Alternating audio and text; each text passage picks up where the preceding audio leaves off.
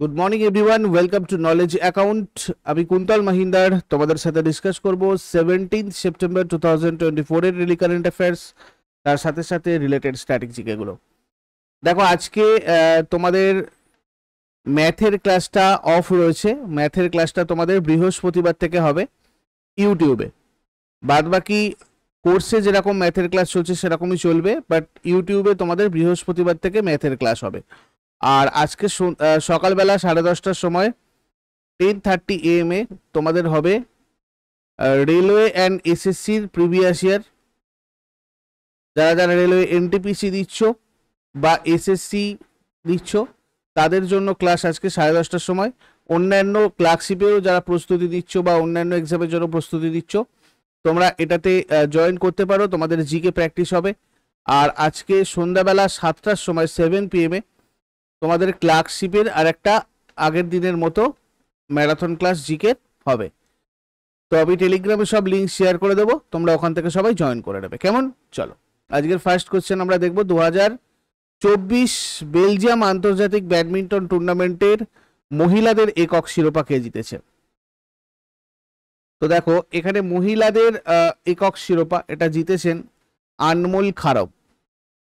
আনমোল খারব জিতেছে বেলজিয়াম আন্তর্জাতিক badminton tournament মহিলাদের একক শিরোপা। 17 বছর বয়সী আনমোল খারব ফাইনালে ডেনমার্কের ব্যাডমিন্টন প্লেয়ার অ্যামালি শুলজকে হারিয়ে এই খেতাবটা জিতেছে। আনমোল খারবের ক্যারিয়ারের প্রথম সিনিয়র আন্তর্জাতিক ব্যাডমিন্টন টাইটেল এটা। বেলজিয়াম আন্তর্জাতিক ব্যাডমিন্টন টুর্নামেন্ট 2024 11ই সেপ্টেম্বর থেকে শনিবার 14ই সেপ্টেম্বর 2024 পর্যন্ত বেলজিয়ামের লিউভেনে অনুষ্ঠিত হয়েছে। তারপরে আন্তর্জাতিক ক্রিকেট আম্পায়ার হওয়া প্রথম পাকিস্তানি মহিলাকে। আন্তর্জাতিক ক্রিকেট আম্পায়ার হওয়া প্রথম পাকিস্তানি মহিলা হচ্ছেন সালিমা ইমতিয়াজ। সালিমা ইমতিয়াজ।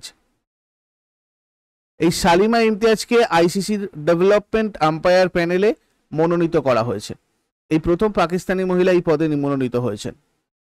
শাহবাজ শরীফ পাকিস্তানের 23তম প্রধানমন্ত্রী। রাজধানী Islamabad, official language Urdu, English এগুলো। রাষ্ট্রপতি আসিফ আলী জারদারি 14th প্রেসিডেন্ট। আর মুদ্রা পাকিস্তানি রুপি। তারপরে বিশ্ব ওজন দিবস, ওজন ডে, এটা কবে পালন করা হয়? বিশ্ব ওজন ডে পালন করা হয় 16 সেপ্টেম্বরে। ওয়ার্ল্ড ওজন স্তরের হ্রাস আর জলবায়ু পরিবর্তন সম্পর্কে জনসচেতনতা তৈরি করতে প্রতি বছর এই দিনটা পালন করা হয়। 2024 থিম ছিল Montreal protocol advancing climate actions. আর এই ওজন লেয়ার ডিপ্লেশনের সাথে কিন্তু মন্ট্রিল প্রোটোকলটা জড়িত। তোমাদের কাছে হোমওয়ার্ক থাকলো মন্ট্রিল প্রোটোকল কত সালে স্বাক্ষরিত হয়, এটা চালু হয়েছিল কত সালে, এই ইনিশিয়েটিভ নেওয়া হয়েছিল, তোমাদের কাছে এটা হোমওয়ার্ক থাকলো। নেক্সট কোয়েশ্চেনে যাবার আগে সবাইকে বলে দিই 68টা স্ট্যাটিক জিকের টেবিল আর জানুয়ারি থেকে জুলাই টপ ইম্পর্টেন্ট কারেন্ট অ্যাফেয়ার্স এবং current affairs related static GK তোমাদের এই পিডিএফটা ইবুক সেকশনে রয়েছে। এখানেই তোমাদের মান্থলি ইয়ারলি কারেন্ট অ্যাফেয়ার্সের পিডিএফ রয়েছে। তোমরা যদি কালেক্ট করতে চাও আমাদের অ্যাপের ইবুক সেকশন থেকে কালেক্ট করে নিও। অ্যাপের লিঙ্ক ডেসক্রিপশন বক্সে আছে, বা তোমরা গুগল প্লে থেকে গিয়ে সার্চ করো নলেজ অ্যাকাউন্ট অফিসিয়াল। জানুয়ারি থেকে জুলাই 2024-2023 এই কারেন্ট অ্যাফেয়ার্সগুলো অ্যাপেতে সম্পূর্ণ ফ্রিতে দেওয়া আছে, যেটা তোমরা ফ্রি উইকলি টেস্ট সেকশনে দেখতে পাবে। ওখান থেকে ফ্রিতে যতবার খুশি প্র্যাকটিস করতে পারবে। আর টেস্ট সিরিজ অপশানে তোমাদের আপকামিং বিভিন্ন পরীক্ষার test series, full length test series রয়েছে। যেমন ক্লার্কশিপের রয়েছে স্ট্যাটিক জিকে, শুধুমাত্র ইন্ডিভিজুয়াল পার্টিকুলারভাবে স্ট্যাটিক জিকে প্র্যাকটিস করার জন্য তোমাদের টেস্ট সিরিজ রয়েছে। এছাড়া ডাব্লিউবিপি, এসএসসি, রেলওয়ে এনটিপিসি এগুলোরও তোমরা ওখানে কিন্তু আস্তে আস্তে পাবে, যেগুলো আপডেট হচ্ছে। ওকে, আর আমাদের পেড ব্যাচে জয়েন করতে চাইলে তোমরা নিচে দেওয়া যে নাম্বারটা রয়েছে অথবা এই নাম্বার 9593430522 এই নাম্বারে যোগাযোগ করে নাও। এখানে তোমাদের ক্লার্কশিপের প্রিলিমিনারি ইন্টিগ্রেটেড ব্যাচ চলছে, ডাব্লিউবিপিকে যে কোনো পরীক্ষার জন্য পরিবর্তন batch course, railway foundation batch, railway NTPC group D non টেকনিক্যালের জন্য বুলেট, এনটিপিসির ফুল প্রিপারেশন তোমাদের এখানে হবে।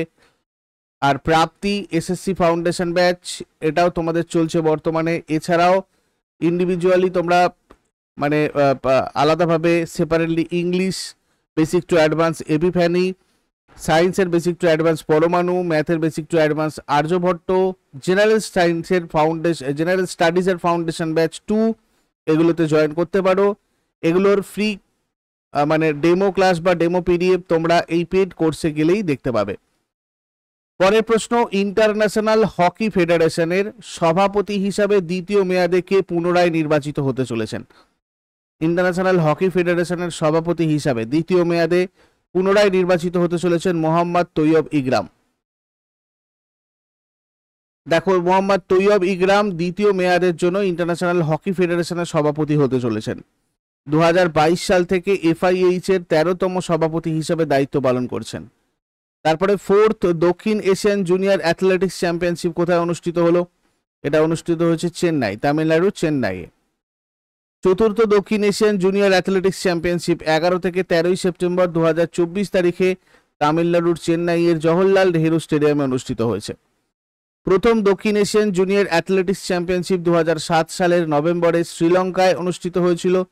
দ্বিতীয় সংস্করণটি নভেম্বর 2013 সালে রাঁচিতে অনুষ্ঠিত হয়েছিল এবং তৃতীয়টি মে 2018 সালে শ্রীলঙ্কার কলম্বোতে অনুষ্ঠিত হয়েছিল।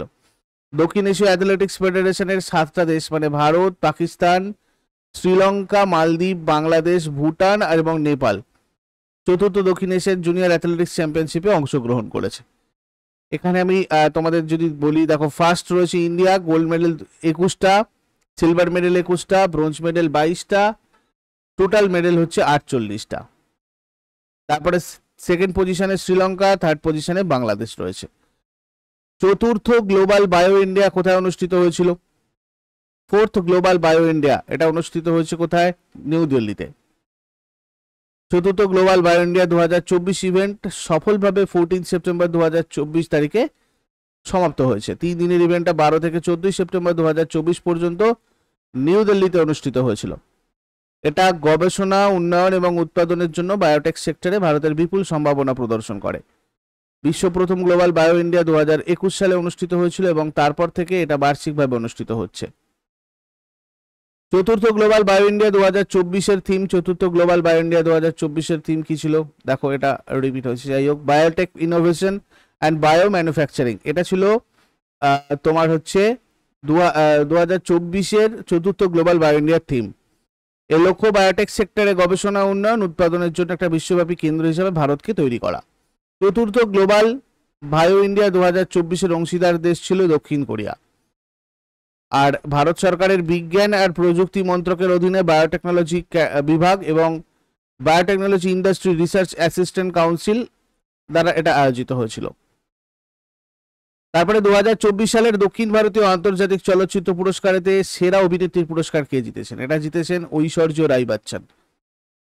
ঐশ্বর্য রাই বচ্চন SIIM 2024-এ সেরা অভিনেত্রী সমালোচকদের পছন্দের পুরস্কার পেয়েছেন। তিনি মণিরত্নম পরিচালিত পন্নিয়িন সেলভান 2 ছবিতে নন্দিনীর চরিত্রে অভিনয়ের জন্যই পুরস্কার পেয়েছেন। এটা 2024 সালের 16 সেপ্টেম্বর দুবাইয়ে অনুষ্ঠিত হয়েছিল। সিয়ান বিক্রমও একই ছবিতে তার অভিনয়ের জন্য সেরা অভিনেতা তামিলের পুরস্কার পেয়েছেন।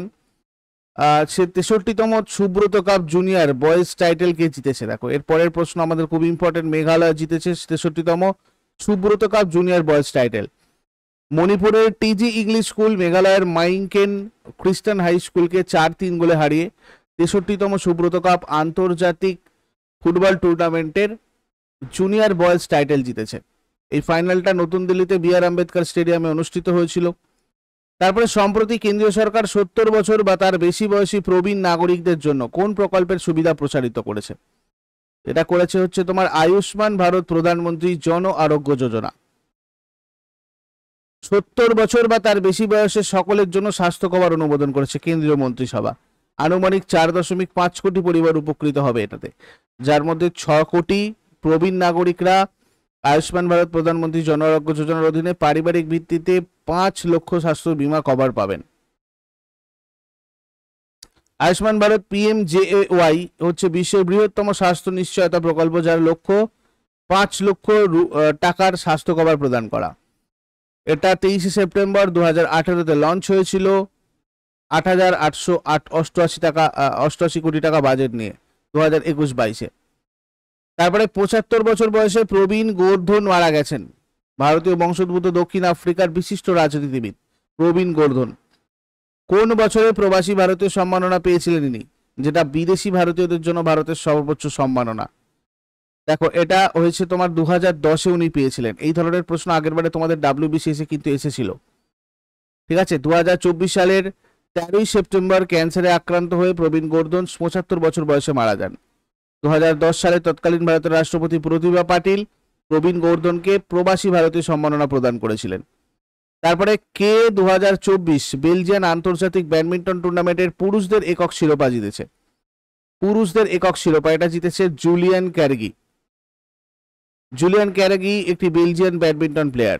টেনিস ব্যাডমিন্টন খেলোয়াড় ম্যাটস ক্রিস্টোফারসেন কে হারিয়ে এই খেতাব তিনি অর্জন করেছেন। এরপরে আগের দিনের হোমওয়ার্কগুলো আমরা মিলিয়ে নেব। পিসার হেলানো মিনার কোথায় অবস্থিত? এর উত্তর হয়ে যাবে ইতালির পিসা। ভারতের কোন রাজ্যে ফ্ল্যামিঙ্গো উৎসব পালিত হয়? এটার উত্তর হয়ে যাবে অন্ধ্রপ্রদেশ। আর আজকে তোমাদের জন্য প্রশ্ন থাকবে, গদর পার্টি কোথায় প্রতিষ্ঠিত হয়েছিল? আর কৃষ্ণ মৃত্তিকা কোন চাষের জন্য সবচেয়ে উপযোগী? শেষকালে কমেন্টে জানাও। চট করে আগের দিনের গুলো কুইক রিভাইজ করে নেব। যারা যারা লাইভে রয়েছে অ্যান্সার করার চেষ্টা করো।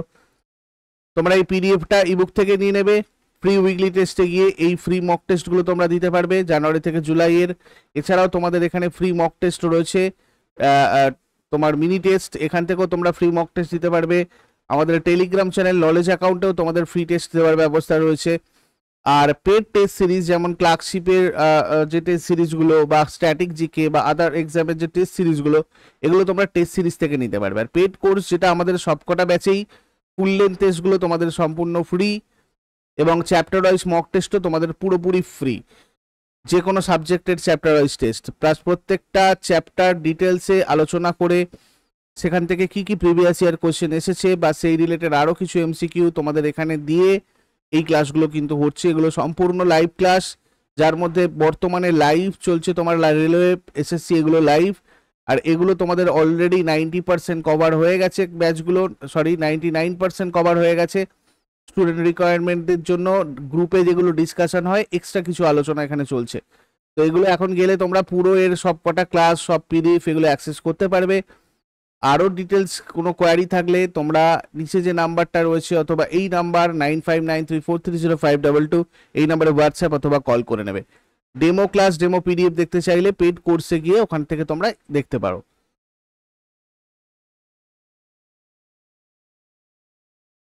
তো আগের দিন 16 সেপ্টেম্বর 2024-এর আমাদের প্রশ্ন কি ছিল? সম্প্রতি আন্দামান নিকোবর দ্বীপপুঞ্জের রাজধানী পোর্ট ব্লেয়ারের নাম পরিবর্তন করে কি রাখা হয়েছে? পোর্ট ব্লেয়ারের নাম পরিবর্তন করে রাখা হয়েছে শ্রী বিজয়াপুরম। সম্প্রতি গবেষকরা বিপন্ন মিরিস্টিকা সোয়াম্প ফরেস্ট কোথায় আবিষ্কার করেছে? মহারাষ্ট্র।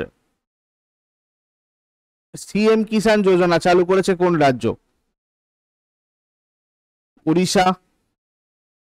সর্বভারতীয় সরকারি ভাষা সম্মেলন 2024 কোথায় আয়োজিত হবে?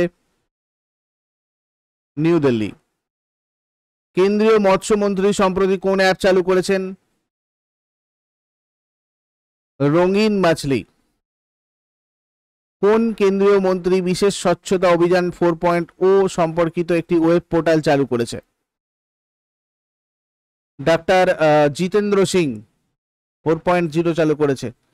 প্রয়াত হলেন সীতারাম ইয়েচুরি, ইনি কোন ক্ষেত্রের একজন বিখ্যাত ব্যক্তিত্ব ছিলেন? রাজনীতি। 2024 সালের G20 কৃষি মন্ত্রী সম্মেলন কোথায় অনুষ্ঠিত হয়েছিল? কুইয়াবা, ব্রাজিল। তারপরে বিশ্ব স্বাস্থ্য সংস্থা প্রথম কোন দেশে এমপক্স ভ্যাকসিনের অনুমোদন দিয়েছে? আফ্রিকা।